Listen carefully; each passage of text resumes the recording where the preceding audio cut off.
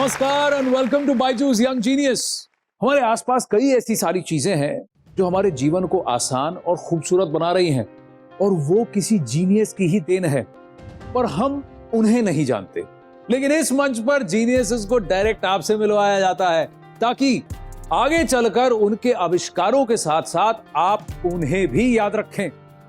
Welcome to Byju's young genius season 2। Byju's young genius news 18 की एक पहल इंडिया को इंडिया के यंग जीनियसेस से मिलवाने की, ताकि उनकी असाधारण काबिलियत से पूरा देश इंस्पायर हो सके। भारत के कोने कोने से हमने ढूंढ निकाले हैं कई बेमिसाल यंग जीनियस और उनमें से सबसे खास को चुना हमारी अमेजिंग जूरी ने। Actor, dancer and politician Hema Malini, national badminton coach Pullela Gopichand, musician Shankar Mahadevan, author Amish Tripathi, Amul CEO doctor Sodhi and director of DRDO Anil Mishra. अलग अलग फील्ड्स में अपनी प्रतिभा के झंडे गाड़ चुके ये यंग जीनियसेस अब आ रहे हैं अपनी कहानियां आपके संग बांटने।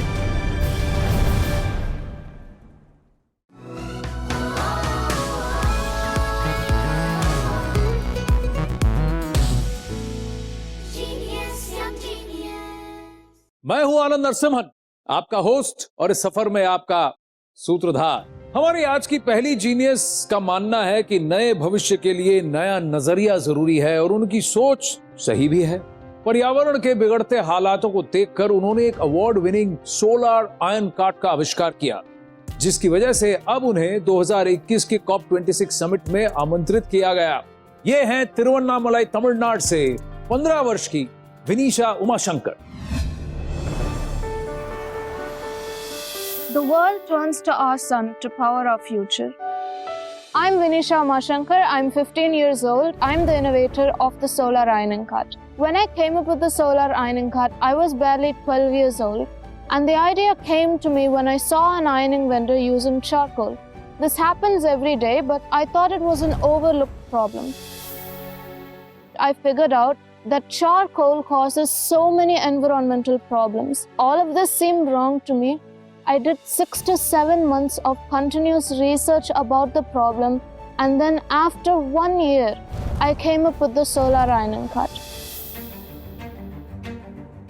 When Vanisha won the Dr. APJ Abdul Kalam Ignite Award, is quite rare to get because out of 60,000 applicants, only 18 of them they got the award. We were never imagined that we could actually win a national award from a small town. My biggest achievement was to speak in front of all the world leaders at the COP26 summit in Glasgow 2021. I'd like to curb our energy crisis and make the world a better place to live in for our future generations. Hi Vinisha. Hi. Vanakkam Vinisha. Vanakkam. Come, sit. Tell me, this solar iron cart, how did you get this idea? As I started learning more about environmental issues in grade 7 at school, it made me think, is using charcoal to iron that sustainable? So when I went and did research, I figured out that there are so many problems: air pollution, deforestation, respiratory diseases, and all of this leads to climate change. Yeah. Knowing that fact, it made me think that at least I know that it's wrong. I should do something about it. So I went ahead and did some research about how I could improve this and how I could make it more environmentally friendly. And that led me to invent the solar ironing cart. How long did it take? That took me about a whole year to finally finish just the development of the solar ironing cart. My God. अब हम आपको किसी से मिलवाना चाहते हैं. This person is also somebody who's very impressed with you. ये खुद भी किस जीनियस से कम नहीं है. Please welcome the former coach of the Indian men's cricket team, ace commentator and a man who I have great respect for, Ravi Shastri.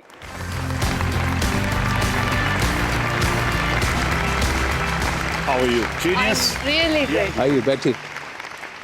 This is Vanisha Umashankar, हमारी young genius. I read her speech, glimpses of it. I saw it when she was there for the COP26. The way she spoke, no stage fright whatsoever. Many, many congratulations. You know what she did there? People keep talking about the future. She brought the future to the present. Fabulous. Thank you so much. And I think that's a really nice way to put that. bringing the future into the present. Yep. Yeah, but let's look at some of these images. Can you explain to us the solar iron cart? How does it work, Vanisha? So in the solar ironing cart, the top part right there, that's gets where power. the solar panels are located. And then you see that Indian flag. Yes. If you actually open it, there's a place where you can keep ironed clothes, but Wow. there's also a battery there. That battery stores the extra electricity from the solar panels, but any electricity that is used goes directly to the iron box. Right there is the iron box. So in this process, no electricity is wasted at all. I'm actually working on a new technology for the iron box itself, which will make it even more efficient than it already is. Wow. I attached a cycle because most of the carts I've seen on the road, you have to push them manually. This is. Yeah, so I thought it's better if they can ride the cart instead. Have you patented it? Yes, because I'm 15, I don't technically already own the patent. I have it under a guardian's name. Correct. How can you think of all this at such a tender young age, to be ahead of your time and take all that? Now you can work at it and keep improvising because you own it. It's quite well thought out and it's quite elaborate. So it's not going to come cheap. It's quite expensive relative to how much the ironing vendors can afford. But I actually saved 45,000 after building the prototypes. It does seem like a lot of money to invest in at one time itself. But if you actually see, they spend around 200 rupees every day to get charcoal. And that's expensive if you look at it in the long term. Instead, if you invest in just one solar ironing cart, it lasts you over 25 years with little to no maintenance at all. I actually calculated like which is better, how much do you get to save. I think with the solar ironing cart, you only incur about 8 rupees as a profit, but with the charcoal based irons, it's 0.68 something. This is a 30-year-old head sitting on a 15-year-old shoulder. Absolutely. True. इसीलिए आप young genius हैं. But what's your plan? What do you want to do going forward? So going forward for the solar ironing cart is definitely manufacturing. The customers are the ones who will give life to your idea in the first place. But now tell us about this climate summit, COP26. How I got this opportunity was through the Earthshot Prize that's being conducted by the Duke and Duchess of Cambridge. I was fortunate enough to be one of the 15 finalists, and they had invited all the 15 finalists to take part in COP26 happening in Glasgow. COP26 summit मतलब United Nations Climate Change Conference जो Glasgow United kingdom में 2021 में हुआ था. इस summit में climate change पर चर्चा करने के लिए दुनिया के सारे बड़े-बड़े लीडर्स आए थे, इंक्लूडिंग हमारे प्रधानमंत्री जी. और ऐसे बड़े मंच पर हमारी इस यंग जीनियस ने अपनी बात रखी. उनको ये मौका मिला, ये अवसर मिला. Were you one of the youngest? Yes, I was 15 and everybody else were like adults having a well-established company. Wow. Weren't you nervous? Actually, I was nervous before going on stage, but once I went on stage and got a read of the audience, I was completely fine actually. You know why? She was so confident, self-confident about what she had achieved, what she had invented. In such situations, you actually want that stage. Yeah. And you actually want to start speaking. True. So, Bill Gates, Anand Mahindra, Sadhguru, they all tweeted about you. Shashi Tharoor, Prime Minister Narendra Modi, there's so many others who tweeted about your innovation and what you said and what you did. So at Glasgow, you had a podium with 2 mics and it was written Climate Change Summit COP26. So we've got another podium for you here, but it says Young Genius. A small portion of your speech. Will you say it for us? So you'll give us a small glimpse. Me and my generation will live to see the consequences of our actions today. Yet none of what we discuss today seems practical to me. You are deciding whether or not we have a chance to live in a habitable world, whether or not we are worth fighting for, worth supporting, and worth caring. Many of my generation are angry and frustrated with leaders who have made empty promises and failed to deliver. And we have every right to be angry. But I have no time for anger. I want to act. I'm not just a girl from India, I am a girl from Earth and I'm proud to be so. I'm a student, innovator, environmentalist and entrepreneur. But most importantly, I'm an optimist. Lovely. No time for Thank you. anger because you want to act. Fantastic. Well done. क्या line है? Amazing line. Come. Thank you. Thank you. Beautiful choice of words. Guys, whatever she's saying, it's easier said than done. She's done it. And you know, even there, you have that air of supreme confidence. Which is good. It will stand you in good stead in the years to come. Thank you so much. Vinisha, wonderful meeting you. We've got something special. I'm going to request Ravi Shastri ji to please present this. Sir, this is the Byju's Young Genius Trophy. We're so proud of you. और इसी के साथ आपको मिलता है Byju's की तरफ से 1 साल का subscription to the Byju's online learning program. Fantastic, Vanisha. So proud. Thank you so Thank much. you. Thank you very, very much. तो विनीशा भारत को भविष्य की तरफ ले जा रही हैं। हमारे अगले जीनियस भारत की प्राचीन कला के साज छेड़ेंगे, लेकिन एक छोटे से ब्रेक के बाद we'll be right back. मैं अप्रोक्सीमेटली 600 नोट्स के करीब बजा सकता हूँ 1 मिनट में।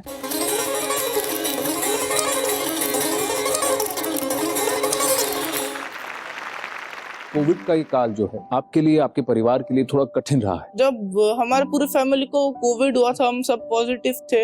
हाँ। और तब कोविड की वजह से दादा और पापा की जान गई थी। अब मैं उन्हीं का सितार बजाता हूँ और मुझे सितार को आगे जाके वर्ल्ड लेवल पर हर जगह बजाना है।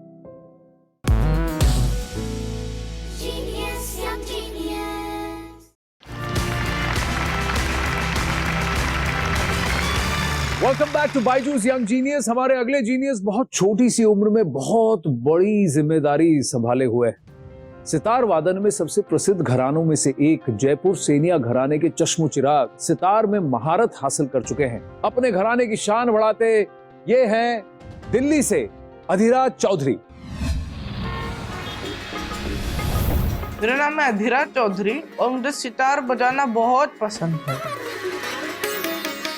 सितार मेरी लाइफ में आया जब मैं 6 साल का था। मैं अपने घर का 3rd जनरेशन सितार प्लेयर हूँ। हम जयपुर सेनिया घराने से है, जिसका चलन मसीद सेन जी ने करा। हमारे घराने का जो सितार होता है वो 17 फ्रेट का होता है। अधिराज अपने एज के हिसाब से काफ़ी अच्छा बजाता है, जैसे लगता है कोई एक्सपीरियंस कोई सितारिस्ट ऐसा अपना परफॉर्म कर रहा है। अधिराज के दादाजी जो थे पंडित देवू चौधरी जी, वो इंटरनेशनली रिनाउंड सितार माएस्ट्रो थे और उनको पद्म भूषण से भी नवाजा गया था। और अधिराज के पापा जो थे पंडित प्रतीक चौधरी जी, वो भी काफ़ी इंटरनेशनली रिनाउंड थे। वैसे तो अधिराज बहुत शाई किस्म का बच्चा है, लेकिन जब वो सितार लेके बैठता है तो वो अपना एक अलग ही वर्ल्ड में चला जाता है। अभी जैसे अधिराज के फादर भी नहीं रहे, उनके ग्रैंडफादर भी नहीं रहे, तो अधिराज ने अपने अंदर ठान लिया है कि उसका जो ये लेगेसी है, 17 फ्रेटेड सितार का जो ट्रेडिशन है हमारा, उसे वो आगे ले जाना चाहता है। जैसे कि मेरे दादाजी ने किया और मेरे पिताजी ने किया, और मुझे वर्ल्ड लेवल पर भी सितार बजाना है।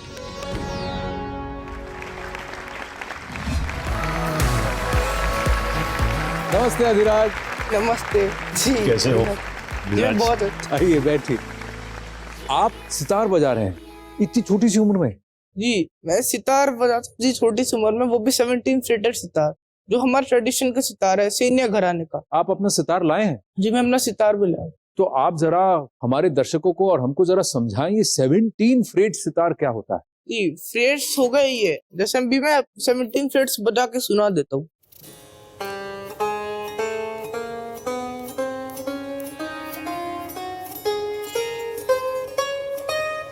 बाकी सितार में कितने फ्रेट्स होते हैं? बाकी घरानों में जैसे कि हो गए 19 फ्रेट, 20 फ्रेट और कई में 21 फ्रेट भी। हाँ, 1 मिनट में क्या आप कितने नोट्स बजा सकते हैं? मैं अप्रोक्सीमेटली 600 नोट्स के करीब बजा सकता हूँ 1 मिनट में। 1 मिनट में 600 नोट, यानी 1 सेकंड में 10 नोट? जी, अप्रोक्सीमेटली। अरे बाप रे, जरा थोड़ा बजा के दिखाएंगे?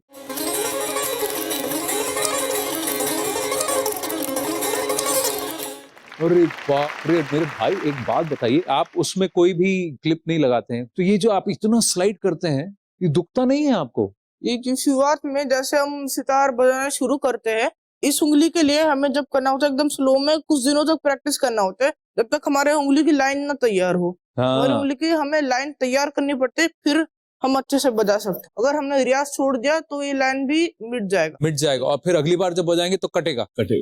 तो उसमें दर्द भी होने लगेगा थोड़ा बजाते वक्त, अगर ये लाइन नहीं रहा तो।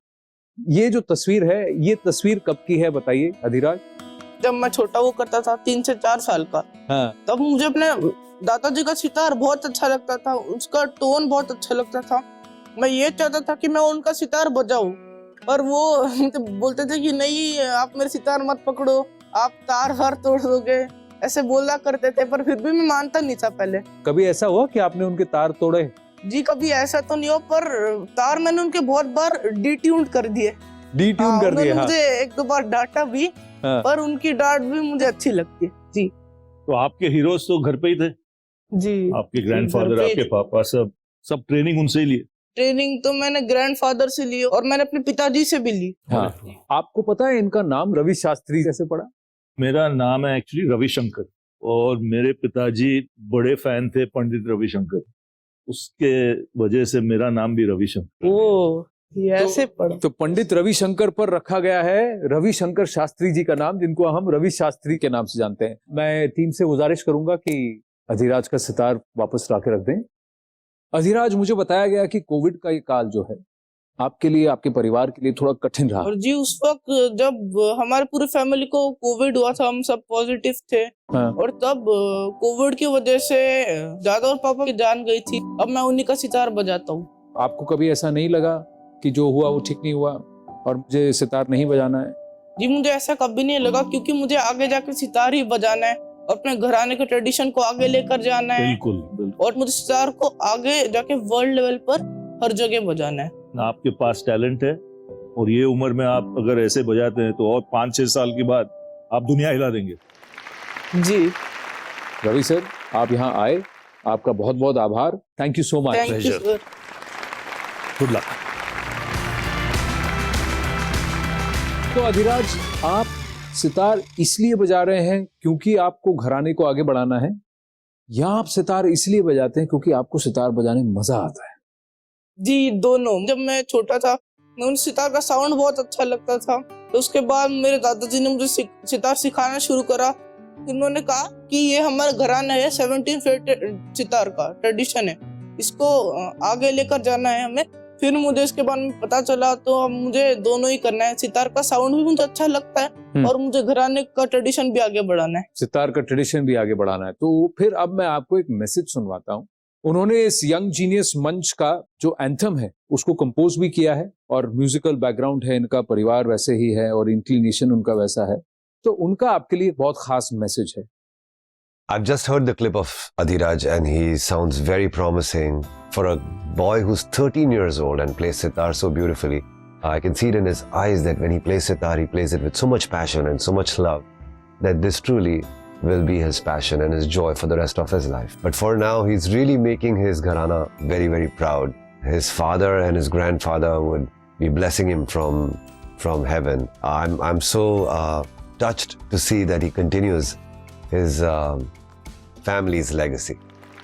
यह है सलीम मर्चेंट। अब हम अधिराज से पूछते हैं, इस मंच पर आप परफॉर्म करेंगे? जी चलिए, तो आप तैयार हो जाइए, हम भी आपके लिए मंच तैयार करते हैं।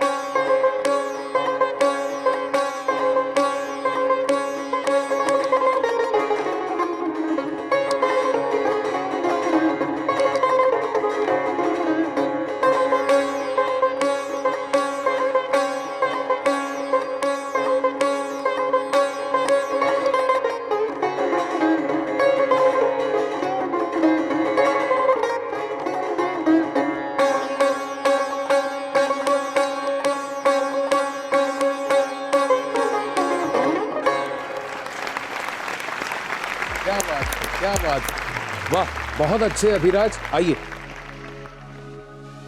आइए, यहाँ आइए। ये है बायजूस यंग जीनियस की ट्रॉफी है, तो आप सितार बजाने के साथ साथ पढ़िएगा भी, ठीक है, पढ़ना भी जरूरी है, पढ़ना भी जरूरी है, बिल्कुल। और इसके साथ आपको मिलता है बायजूस की तरफ से 1 साल का subscription to the Byju's online learning programme. Congratulations, wish you all the very very best. बहुत अच्छा लगा, थैंक यू वेरी मच। चलिए, एक जीनियस अपने संगीत से सबको मोहित करता है, तो एक जीनियस अपने आविष्कारों से आने वाला कल सुरक्षित करती है। विश्व में भारत देश का परचम फैलाते ऐसे ही और भी जीनियसेस आएंगे अगले हफ्ते। तब तक के लिए जिंदगी की किताब में कुछ नया लिखिए, हमारे यंग जीनियसेस जैसा कुछ आप भी कीजिए। नमस्कार। दो बार MIT ग्लोबल एपाथॉन जीत चुकी ये विजेता जोड़ी आयुष शंकरन और जसित नारंग। कौन सी उम्र में सीखा तुम लोगों ने? 9-10 साल। हमें पीपल्स चॉइस में फर्स्ट मिला फॉर 2 consecutive years और जजेस चॉइस में 4th मिला। अनबिलीवेबल। 10 साल का एक बच्चा इंडिया और श्रीलंका के बीच बनी हुई पार्क स्ट्रीट को पार कर गया। ये है Jai Jaswant. Are you satisfied? Not. He needs to go more forward. No? I want to make him an Olympian and a defense officer. Let him do service for India. Salute है आपको।